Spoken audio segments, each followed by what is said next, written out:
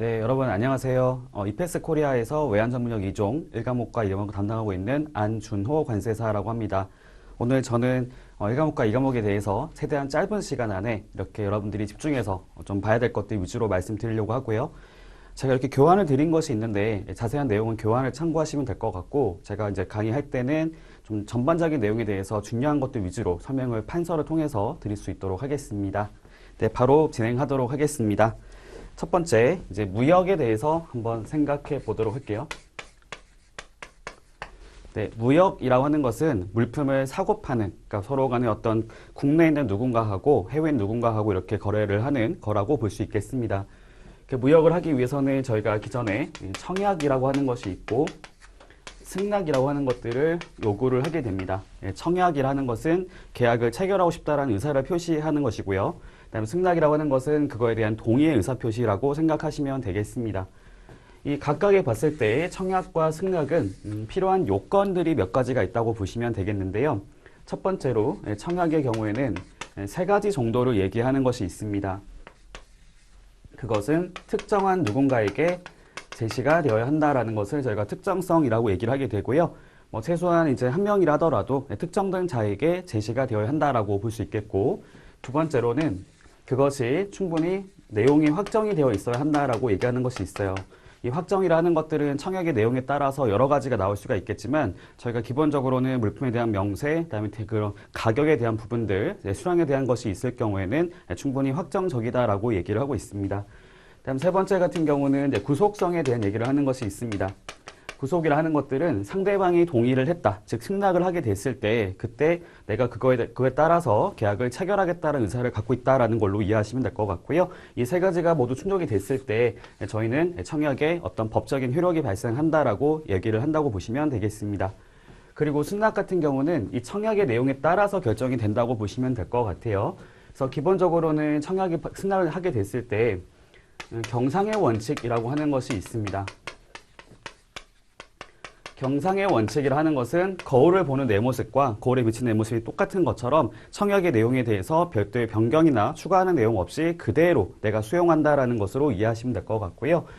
그 다음으로는 청약의 내용에 따라 달라진다고 말씀드렸는데, 기본적으로는 당사자가 반드시 승낙을 하도록 하고 있고, 그 다음에 청약에서 정해진 기간이 있다고 했을 경우에는 그 기간 안에 승낙을 해야지만 효력이 있다고 보고요. 네 번째로는 청약의 내용에 따라서 어떤 특정한 방법을 명시한 것이 있다고 했을 경우에는 그 방법에 따라서 하는 경우를 승낙의 효력이 있다고 보게 되고, 다섯 번째 같은 경우는 반드시 표현을 하게 만드는 것이 있어요. 그럴 수가 있는 거죠. 내가 누군가를 좋아한다고 했을 경우에 좋아하는 마음을 가지고 있긴 하지만 표현하지 못했을 때는 그 상대방이 모를 수가 있는 거잖아요. 마찬가지로 내가 승낙을 하겠다라고 했을 경우에도 청약자에 대해서 어떠한 그런 표현을 한다라는 것이 상당히 중요하다라고 얘기하고 있습니다. 반대로 말하면 침묵을 하거나 어떤 행동을 하지 않는 것들은 승낙으로 인정이 안 된다고 보시면 될 것 같습니다. 그리고 주의할 것이 하나가 있는데요. 보통의 경우에 청약을 한다는 것은 물품을 판매하는 사람이 하는 경우가 많긴 할 겁니다. 하지만 청약이라 하는 것들이 반드시 판매를 하는 사람이 적용되는 건 아니고요. 반대로 물건을 구매하고자 하는 사람도 역으로 판매자에게 제안을 할 수가 있어요. 예를 들어 말씀드려보면은 맞춤 셔츠 이런 거 있잖아요. 맞춤 신발 이런 게 있는 것처럼 구매자가 판매자에 대해서도 청약을 제안할 수가 있습니다. 그래서 그거에 대해서 얘기할 때 청약이라 하는 것들은 반드시 매도인, 그러니까 판매를 하는 사람만 말하는 것이 아니고 매도인이든 매수인이든 둘 다 가능하다라고 보시면 될 것 같습니다. 자, 그 다음에 승낙의 효력이 발생하고 나면은 계약이 성립된다고 생각하시면 돼요. 이해를 하시면 되는데, 이 무역계약이라는 것들이 갖고 있는 특성들이 몇 가지가 있습니다. 이걸 저희가 무역계약의 법적 성질 또는 법적 효력이라고 말을 쓰게 되는데, 네 가지를 말하는 것이 있거든요. 낙성계약, 두 번째로는 쌍무계약, 세 번째로는 불요식계약, 네 번째로는 유상계약의 성격을 가지고 있다라고 얘기를 합니다. 낙성이라는 것들이 좀 익숙하지 않을 수가 있겠는데요. 이걸 저희가 다른 말로는 합의에 따라서 그 계약이 성립된다라고 이해하시면 될 것 같고요. 쌍무라고 하는 것들은 그 서로가 당사자 내에서 의무를 가지고 있다라고 이해하시면 될 것 같습니다. 당연히 물건을 판매하는 사람은 물품을 인도를 해야 되는 그런 의무를 가지고 있다고 볼 수 있겠고요. 반대로 그 물건을 사는 사람 같은 경우는 대금을 지급하는 의무를 갖고 있기 때문에 어느 일방이 아니고 양 당사자 모두가 의무를 가지고 있다라고 이해하시면 되겠고요. 불일 요식이라 하는 것들은 어떠한 형식을 요구하지 않는다고 보시면 되겠습니다. 물론 계약을 체결할 당시에 서로 간의 합의에 따라서 특정 형식을 정할 수도 있긴 하겠지만 그런 것이 없다고 하게 됐을 때는 기본적으로는 어떤 형식을 요구하지는 않는다라고 보시면 될 것 같고요. 그리고 기본적으로 물건을 사고 파는 거래가 될 거기 때문에 돈을 주고받는 유상거래 성격을 가지고 있다라고 보시면 될 것 같습니다. 자, 그 다음에 계약이 성립되고 나서는 저희가 통상적으로는 이제 계약서라고 하는 것들을 작성하게 될 것인데요. 계약서를 작성을 할 때 거기 들어가는 내용들이 여러 가지가 나올 수가 있겠죠. 그걸 저희가 무역계약의 기본 조건이라고 생각하시면 되겠습니다. 조건이라고 하는 것들은 다르게 말을 하면은 계약서에 들어가는 어떤 조항이다 또는 약관이다라고 생각하시면 될 것 같고요. 계약서 작성을 할 때 들어가는 무역계약의 조건들이 여러 가지가 있는데 그 중에서 이제 반드시 들어가야 되는 것들을 저희가 무역계약의 기본 조건이라고 표현을 하는 것이 있습니다. 여러 가지가 나오게 되는데요. 그 중에서 보게 되면은 품질도 있을 거고요. 수량도 있을 거고, 가격도 있을 것이고, 여러 가지가 나오게 됩니다. 대금 지급은 어떻게 할 것인지 등등등 나오는 게 있는데 그 중에서 저희 시험에 나올 만한 것들은 바로 품질 조건하고 수량 조건이라고 생각하시면 될 것 같아요. 품질 조건 같은 경우는 제가 조금 더 자세하게 말씀을 드려보도록 하겠습니다. 자, 품질 조건이라 하는 것들은 이렇게 이해하시면 되는 거죠. 양 당사자가 계약 물품의 품질을 정하는 방법, 어떤 걸 가지고 품질을 결정할 것인지, 결정한다는 것은 계약의 일치성을 판단을 하게 됐을 때 계약이 일치가 된다 또는 불일치가 된다라는 것을 판단하는 기준이 무엇인지라고 생각하시면 될 것 같고요. 그 기준도 있을 것이고 그다음에 시기를 언제로 할 것인지 이런 것들을 정한다고 보시면 되는데 품질 결정 방법이라고 하는 것들이 여러 가지가 있는데요. 그 중에서 가장 많이 사용하는 것들은 제가 견본을 통해서 하는 거라고 생각하시면 되겠습니다. 요거 저희가 견본 매매라고 얘기를 하게 되고요. 요거 저희가 샘플이라고 이해하시면 되는 거죠. 매도인이 어떤 샘플을 보낸 것이 있을 것이고 그 샘플과 나중에 인도하는, 나중에 그 제공했던 물품의 품질이 일치가 되면은 계약이 일치가 된다라고 보는 조건이라고 생각하시면 될 것 같습니다. 견본 매매도 있고 그거 말고도 여러 가지가 나오는데요. 요런 것도 있어요. 물품의 특성에 따라서는 물품이 비싸다. 저희가 알고 있는 것처럼 보석이다 이런 것들은 실제로 물품의 상태를 봐야 되기 때문에 내가 한번 그 내용을 확인해보고 검사를 해보고 품질을 결정하겠다, 일치성을 판단하겠다고 할 수 있거든요. 이거 저희가 점검 매매 또는 검사 매매라고 표현을 하고 있습니다. 그리고 표준품 매매라고 하는 것도 있어요. 표준품이라고 하는 것들은 제가 한마디로 말씀을 드리면 동종 이질 물품이라고 생각하시면 되겠습니다. 같은 종류지만 품질이 다른 물품이라고 보시면 되는데 보통 이런 것들은 농산물을 떠올리시면 될 것 같아요. 저희가 쌀 같은 경우에도 같은 쌀이지만 이게 좋은 품질을 갖고 있는 것 나올 수가 있겠고 비교적 상태가 안 좋은 것이 나올 수가 있잖아요. 이런 것들 저희가 표준품이라고 하는 걸로 이해하시면 되겠고요. 표준품 매매 같은 경우는 견본 매매를 활용할 수가 없는 거겠죠.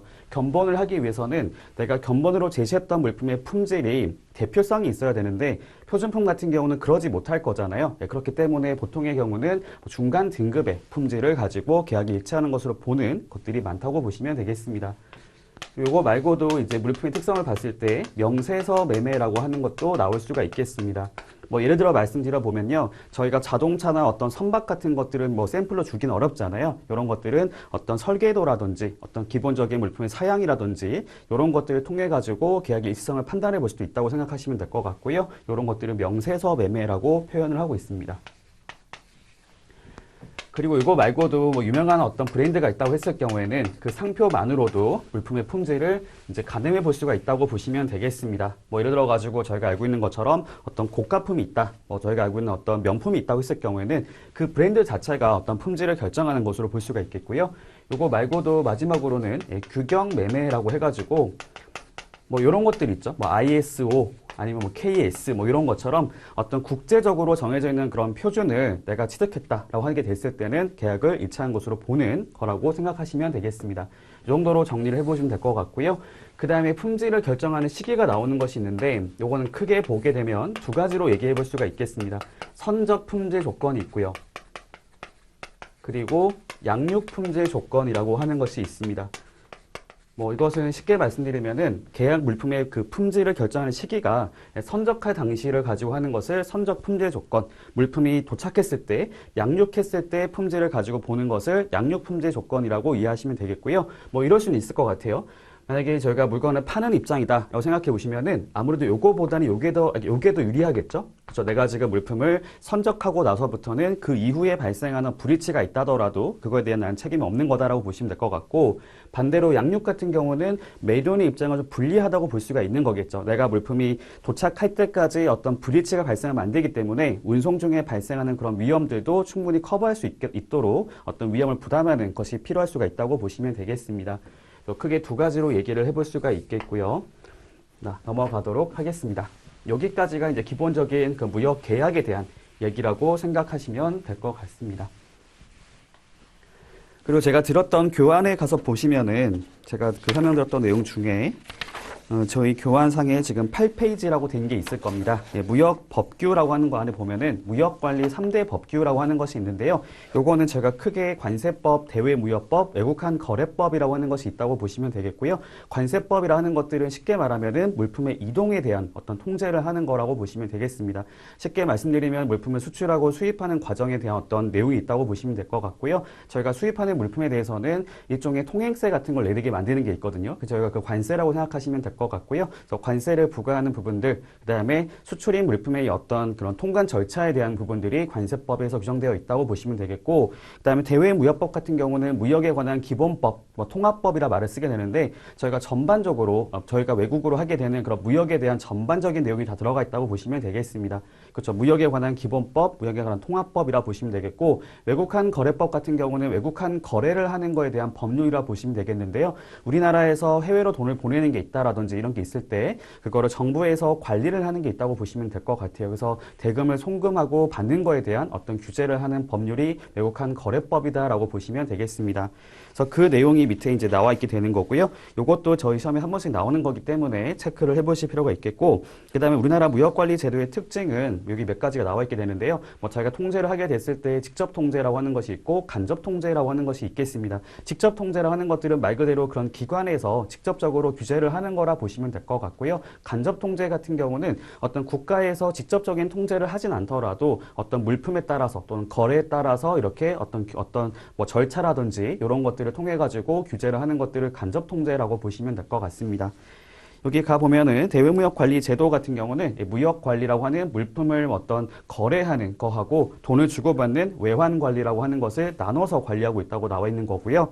그다음 세 번째 보면은 수출입 물품의 관리는 아까 말씀드렸던 대로 저희가 대외무역법에서 여러 가지 뭐 수출입 공고라든지 통합 공고, 뭐 전략물자 등을 통해서 관리를 하고 있는 거고, 맨 마지막에 가서 보시면은 대외무역법을 관장하는 기관은 산업통상자원부라고 하는 곳이 있는데요. 거기서 원래 모든 것들을 관리하는 것이 어려울 수가 있잖아요. 그래서 그런 것들을 주로 관장하고 있긴 하지만 그거에 대해서 다른 기관에도 이렇게 위탁을 하는 형태로 해가지고 이제 나눠가지고 관리를 하고 있다라는 것도 체크를 하실 필요가 있겠습니다.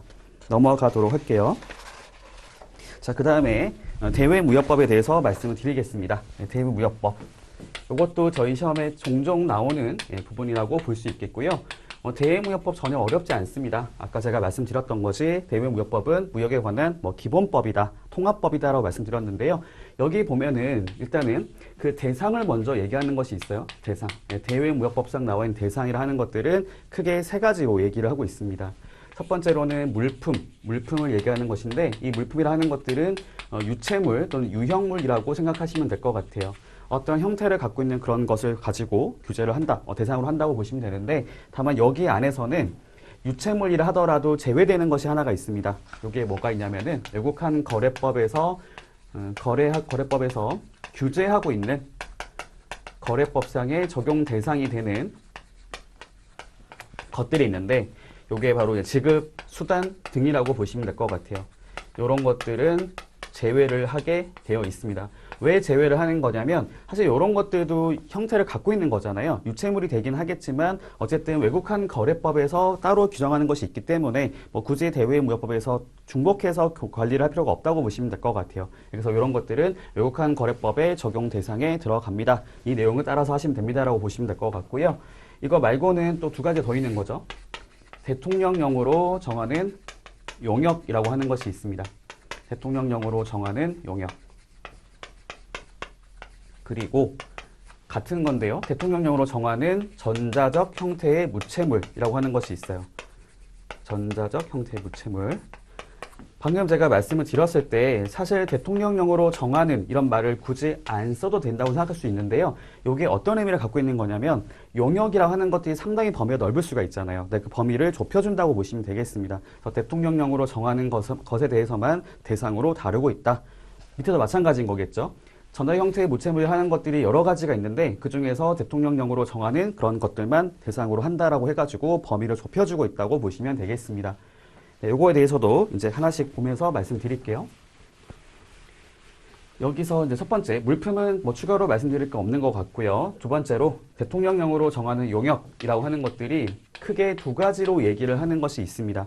제가 쉽게 말씀드려 보면은 첫 번째 같은 경우는 사업자가 제공하는 어떤 컨설팅 같은 거 있잖아요. 어떤 사업, 뭐 어떤 뭐라고 하죠? 어떤 지식 등이라고 말했을까요? 서비스. 두 번째 같은 경우는 지식 재산권을 가지고 양도를 하거나 뭐 설정을 하거나 뭐 허락하는 이런 것들을 말한다고 보시면 되겠습니다. 사업자가 제공하는 용역이라고 하는 것들이 여러 가지가 있는데요. 거기 가서 보면은 뭐 경영 상담을 한다. 저 흔히 말하는 컨설팅이 되는 거겠죠. 법무 관련 서비스업, 뭐 회계 및 세무 관련 서비스업, 뭐 등을 포함해서 운수업, 뭐 관광 사업에 해당하는 용역 이렇게 나오는 것이 있는데 이런 특정된 그런 용역을 제공하는 것들을 말한다고 되어 있는 것이 있고요. 지식 재산권 같은 경우는 저희가 기본적으로 속지주의라고 하는 것이 있어요. 이게 원제 판을 다 들어보면은 속지주의하고 속인주의라고 하는 것이 있는데요. 속지주의라는 것들은 그 어떤 장소를 가지고 어떤 법률을 다루는 거라 보시면 되겠고, 속인주의 같은 경우는 그 사람을 가지고 하는 거라 보시면 되겠습니다.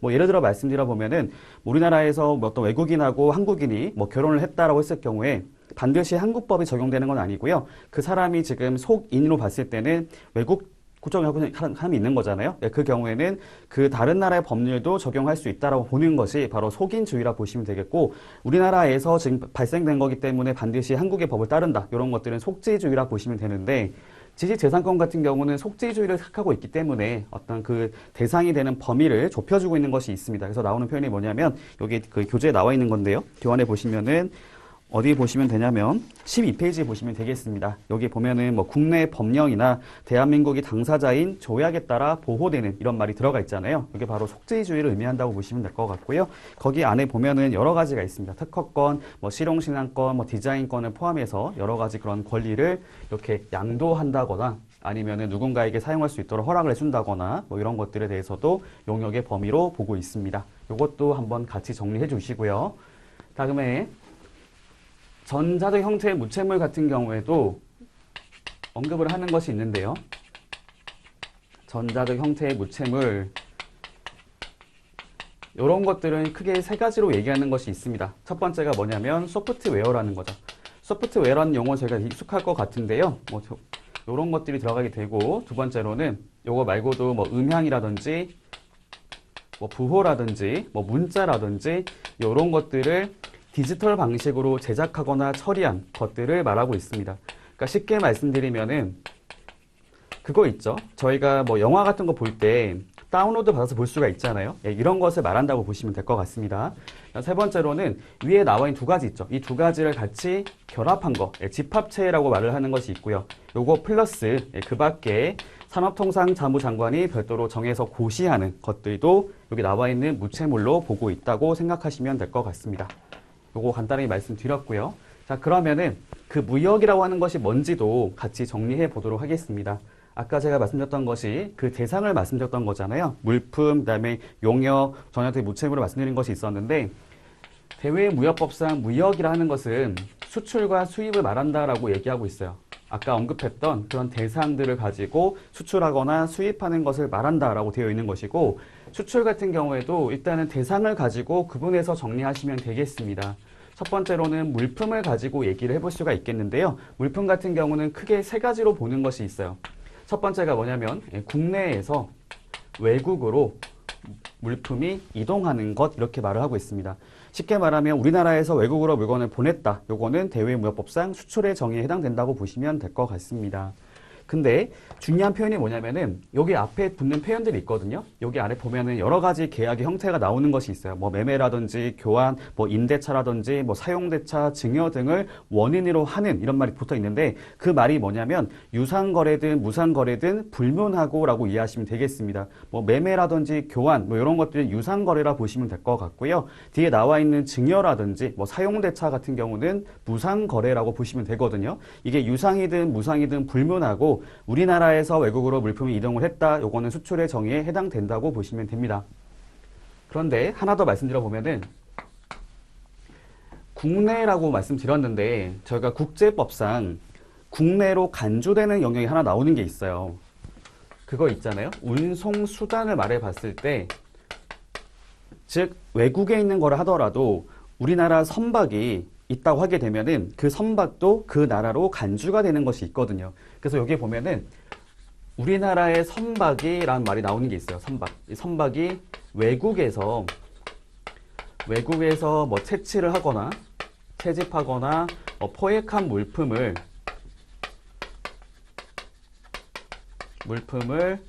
외국에 매도한다, 판매를 한다고 했을 경우에도 이것도 수출로 인정을 해주고 있습니다.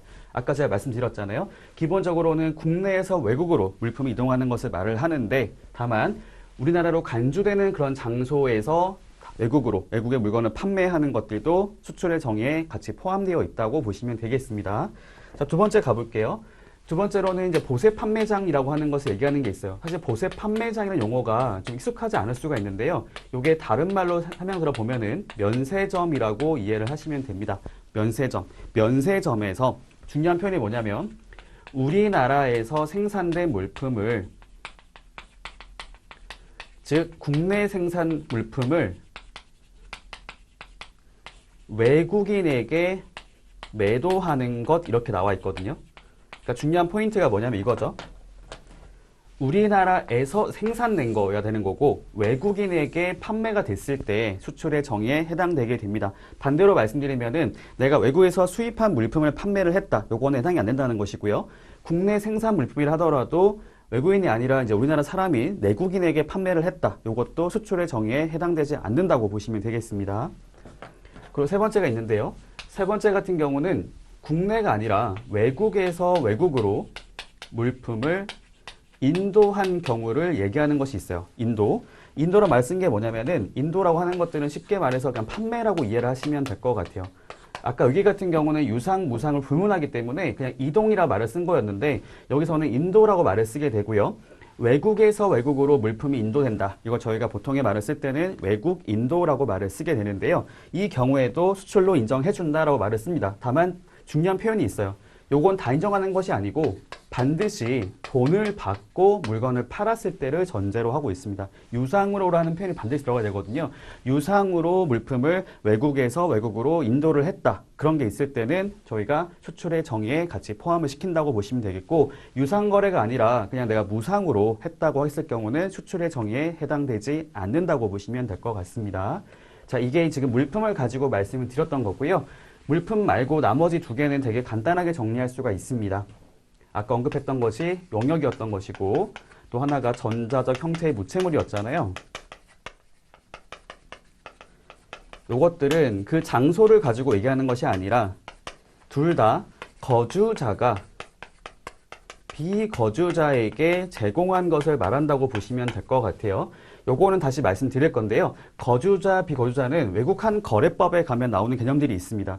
쉽게 말씀드리면은 거주자는 저희와 같은 사람이라 보시면 될 것 같고요. 뭐 국내에서 일정 기간 동안 일정 기간 이상 거주한 사람이거나 아니면 국내에서 어떤 영업 활동을 하고 있는 사람이라 보시면 되는데 그 사람들을 거주자라 부르고 있는 거고 비거주자는 반대가 된다고 보시면 되겠습니다. 쉽게 말하면은 뭐 외국에서 오래 거주한 사람, 보통의 경우 외국인이라 보시면 될 것 같죠. 이런 자에게 어떤 용역이라든지 정형택 무채물을 제공하는 경우도 수출의 정의에 포함을 시킨다고 보시면 되겠습니다. 뭐 내용이 어렵진 않으시죠?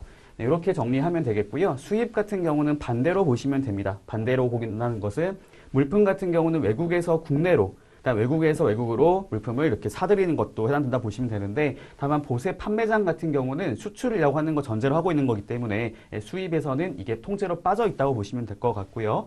그다음에 용역이랑 전세 무채물 같은 경우는 거주자가 아니라 비거주자가 거주자에게 제공하는 것들을 말한다고 보시면 될 것 같습니다. 예, 그런 내용들이 쭉 나왔던 거고요. 그것이 저희 교환에 나와 있으니까요. 그거 참고로 보시면 될 것 같습니다. 네, 넘어가 보도록 하고요. 자, 그 다음에 수출입 공고와 통합 공고라고 하는 것이 있는데, 제가 이거에 대해서 말씀을 한번 드려보도록 하겠습니다. 아까 제가 설명을 드렸을 때 무역관리 제도 중에 간접적으로 통제를 하는 것도 있고 직접적으로 통제를 하는 것도 있다고 말씀드렸는데요. 자, 이게 어려운 개념이 아닙니다. 수출입 공고라고 하는 것이 있고, 그리고 통합 공고라고 하는 것이 있단 말이에요. 이게 어떤 차이를 갖고 있는 거냐면, 수출입 공고는 어떤 목적을 달성하기 위해 가지고 관련 부처인 산업통상자원부, 거기서도 이제 우두머리가 되겠죠. 자원부 장관이 그런 목적을 달성하기 위해서 특정한 물품들을 수출하거나 수입하는 것들을 제한하거나 금지를 하는 것들을 말한다고 보시면 됩니다. 산업통상자원부장관이 그런 제한 물품을 정한다고 보시면 될 것 같아요. 이 제한이라고 하는 것들이 수출입을 말한다고 보시면 될 것 같고요. 수출입을 제한을 하거나 아니면 아예 못하게 금지를 하거나 하는 형태로 가는 것들을 수출입 공고라 보시면 돼요. 공고라고 하는 것들은 알린다는 거잖아요. 이런 물품을 정해놓고 그것을 알리는 것을 수출입 공고라 보시면 되겠고, 통합 공고는 통합해서 알리는 거죠. 그런 게 있을 것 같아요. 저희가 이제 약품 같은 경우는 우리나라 국민에게 어떤 건강에 영향을 미치는 것이 될 것 같고요. 식품 같은 경우도 마찬가지가 될 수가 있겠죠. 그러니까 그런 것들은 안정성에 대한 확인이 필요하다 볼 수 있을 것 같은데, 기본적으로 저희가 이제 그거죠. 약품 같은 경우는 약사법에서 규정을 하고 있고요. 식품 같은 경우에도 아까 제가 말씀드렸던 식품위생법이라고 하는 것이 있습니다. 이런 관련 법이 있어가지고 이런 여러 가지 법률들이 있겠죠. 이런 물품을 관장하고 있는 여러 가지 법률들이 있는데, 사실 이런 것들을 이제 무역 거래를 하려는 사람들이 이 개별 법을 찾는 것이 좀 어려울 수가 있잖아요. 그래서 그런 어떤 편의를 제공하기 위해 가지고 이것들을 산업통상자원부장관이 통합해서 한 번에 볼 수 있도록 알려주는 것을 통합공고라고 얘기하고 있어요. 그러니까 두 가지 공통점은 있죠. 둘 다 산업통상자원부장관이 고시하는 것이다 라는 것은 똑같지만, 거기 그 내용들은 왼쪽에 있는 것들은 산업통상자원부장관이 자체적으로 대상을 정해서 알리는 것이고, 여기 있는 것들은 반대로 개별 법에서 관계 행정기관들이 정하고 있는 것들을 같이 통합해서 알리는 것밖에 없다고 보시면 되겠습니다. 당연히 여기가 물품이 훨씬 많겠죠.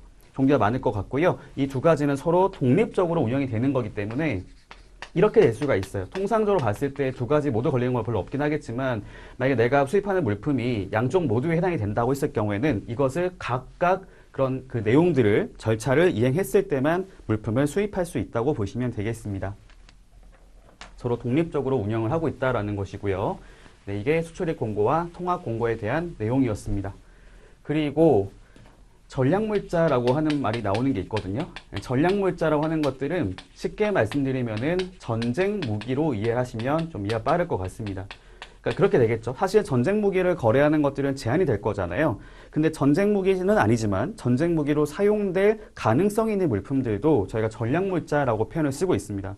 당연히 무기 같은 것들은 당연히 통제가 될 것이고요. 무기가 아니라 하더라도 무기를 만드는 데 사용될 수 있는 그런 부품이 있다라고 했을 경우에는 그것도 전략물자로 얘기를 해가지고 같이 통제를 한다고 보시면 될 것 같아요.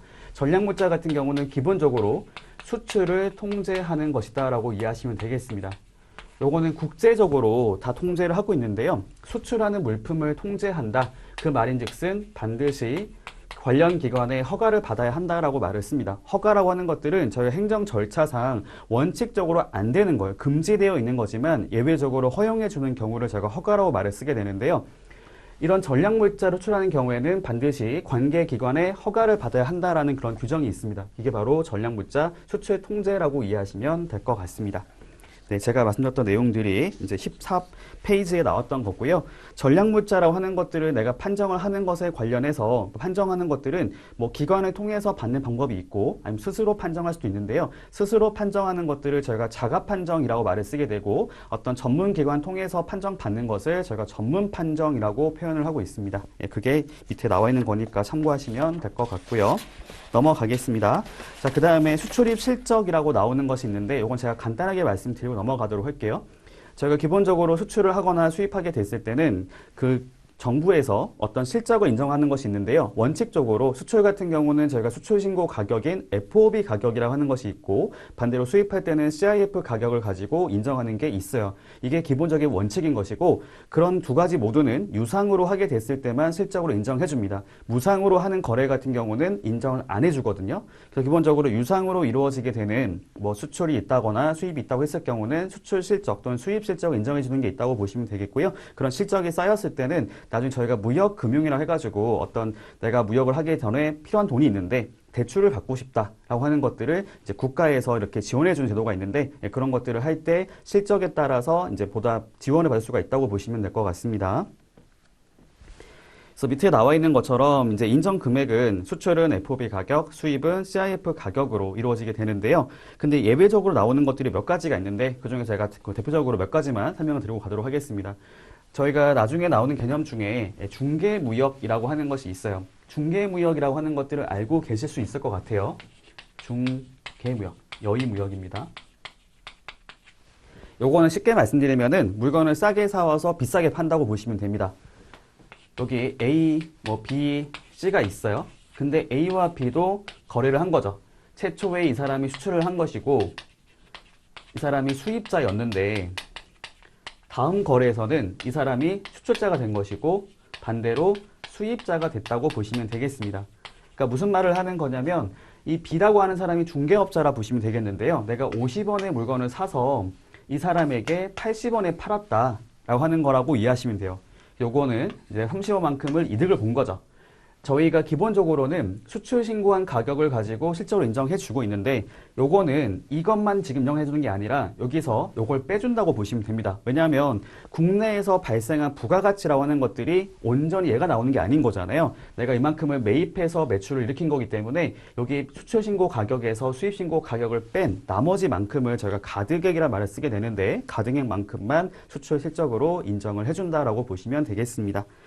네, 그것만 참고로 보시면 될 것 같고요. 나머지 같은 경우는 기본적으로 뭐 외국 인도 같은 경우는 수출을 이제 확인할 수가 없기 때문에 이런 것에 대해서는 실제로 돈이 들어온 거 있죠. 은행에서 돈이 들어왔다는 것을 확인했을 때 확인된 금액만큼만 실적으로 인정해주는 뭐 그런 내용들이 있다고 보시면 되겠습니다. 그리고 6번 같은 경우는 특정 거래 형태의 수출입 인정이라고 나오는 것이 있는데요. 이것도 간단하게 말씀을 한번 드려볼게요. 저희가 기본적으로 무역 거래를 하게 됐을 때는 자유롭게 거래를 할 수 있도록 해주고 있는데 다만 정부에서 관리가 안 되는 거 나올 수가 있거든요. 감시 단속이 어려운 것이 있다고 했을 경우에는 그런 것에 대해서는 별도로 관리가 필요한 게 있다고 보시면 되는데 특정 거래 형태의 수출입 인정이라 하는 것들은 인정을 해주겠다 이런 게 아니고 이게 이제 어떤 특정한 거래 형태에 대해서는 확인을 받으라는 것으로 이해하시면 되겠습니다. 그래서 밑에 보면은 크게 네 가지가 사유가 나와 있게 되는데요. 1번과 2번 같은 거 보시면은 둘 다 부정적인 효과가 발생하는 거겠죠. 아까 언급했던 수출입의 제한을 회피할 우려가 있다. 이게 이제 그거거든요. 저희 수출입 공고에 해당되는 물품인 것인데 그런 제한을 피할 목적으로 거래를 하는 것 같다라든지 아니면 산업보호에 지장을 초래할 우려가 있다라고 하게 됐을 때는 둘 다 부정적인 효과가 발생하는 것들인 거잖아요. 이런 것에 대해서는 반드시 거래 형태에 대한 확인을 받아라라고 이해하시면 될 것 같고요. 밑에 두 가지 같은 경우는 대금 지급에 관련된 내용이라 보시면 되겠습니다. 지금 4번 같은 경우는 무한 거래라 보시면 되는 거죠. 대금 결제 없이 물품 등이 이동하는 게 있다고 했을 경우에는 그거에 대해서 확인을 받으라고 하는 것이고 3번 같은 경우에는 외국에서 외국으로 물품이 이동을 했는데 국내에서 돈을 지급한 게 있다거나 돈을 받는 게 있다고 했을 경우는 이게 정부 차원에서는 감시 단속이 어렵다고 보시면 되거든요. 예, 그런 거에 대해서도 별도의 거래 형태 인정을 받아라라고 하는 것이 있는데 이게 지금 법에 보면 이렇게 내용이 나와 있는 것이 있는데요. 근데 원래는 인정을 받는 절차가 있었는데 이제 이게 삭제가 됐어요. 다 폐지가 돼가지고 이제는 자유롭게 거래를 하면 된다고 나와 있긴 하지만 어쨌든 개념 자체는 그렇다고 하는 겁니다. 그러니까 실제로 통제하는 건 없어요. 하는 건 없지만 개념을 봤을 때 이게 저희가 거래하는 형태가 여러 가지 나올 수가 있잖아요. 그런 것들이 여기 나와 있는 것처럼 부정적인 어떤 효과를 발생할 것으로 보인다거나 아니면은 대금의 어떤 확인이 어려운 것이 있다고 했을 경우는 정부 차원에서는 인정이라고 하는 절차를 정해서 그것을 했을 경우만 거래를 할 수 있도록 하는 제도가 있다고 보시면 되겠습니다. 그래서 밑에 보시면 그 형태가 여러 가지가 있는데요. 아까 제가 언급했던 것처럼 이런 형태에 대해서는 원래는 인정을 받도록 하는 절차가 있었는데 이제는 모두 삭제가 돼가지고 이런 거래를 할 때도 아무런 제한 없이 거래를 할 수 있다고 보시면 될 것 같습니다. 네, 넘어가도록 하고요. 다음 왜곡한 거래법에 대해서 말씀을 드려보겠습니다. 왜곡한 거래법에 대해서 아까 언급했던 게 있었는데요. 기본적으로 이런 것들이 있어요. 거주자, 비거주자. 저희가 쉽게 생각해 보면 거주자라고 하는 것들은 저희와 같은 대한민국 국민이 보통 많을 거고요. 반대로 비거주자 같은 경우는 외국인들이 많다고 보시면 되는데 근데 아까로 말씀드렸던 것처럼 거주 기간이 일정 기간 이상 된다거나 아니면 국내에서 경제 활동을 하는 게 있다고 했을 경우는 그게 성격이 바뀔 수가 있기 때문에 우리나라 국민이라 하더라도 외국에서 오랫동안 뭔가를 하는 게 오랫동안 있었다고 하게 되면은 그때는 성격이 바뀔 수가 있다고 보시면 되겠습니다. 예, 그에 관련해 가지고 밑에 나와 있는 이렇게 구분이 있다고 보시면 될 것 같고요. 그래서 기본적으로 거래를 하는 거에 대해서는 저희가 마찬가지인 게 경상거래가 있고 자본거래가 있어요. 경상거래 같은 경우는 늘상 하는 거래라 보시면 되겠고요. 보통 하는 것들이 무역거래라 보시면 되고 반대로 이제 그게 아닌 자본거래 같은 경우는 자본의 어떤 이동에 따른 거래가 있다고 보시면 되는데 경상거래 같은 경우는 그 자체로 이제 정부에서 확인이 가능하기 때문에 별도의 신고를 요하는 것이 없습니다. 하지만 자본거래 같은 경우는 이게 확인이 어렵기 때문에 거래를 하기 전에 반드시 사전 신고를 하도록 요구하는 것이 있다고 보시면 될 것 같고요. 다만 경상거래를 하더라도 대금을 지급하고 수령하는 것에 관련해서 나중에 확인이 어려운 것이 있다고 했을 경우에는 별도의 신고를 요하는 것이 있는데요. 그게 이 18페이지 나와 있는 그 예외적인 경우라고 보시면 될 것 같습니다. 넘어가도록 하고요.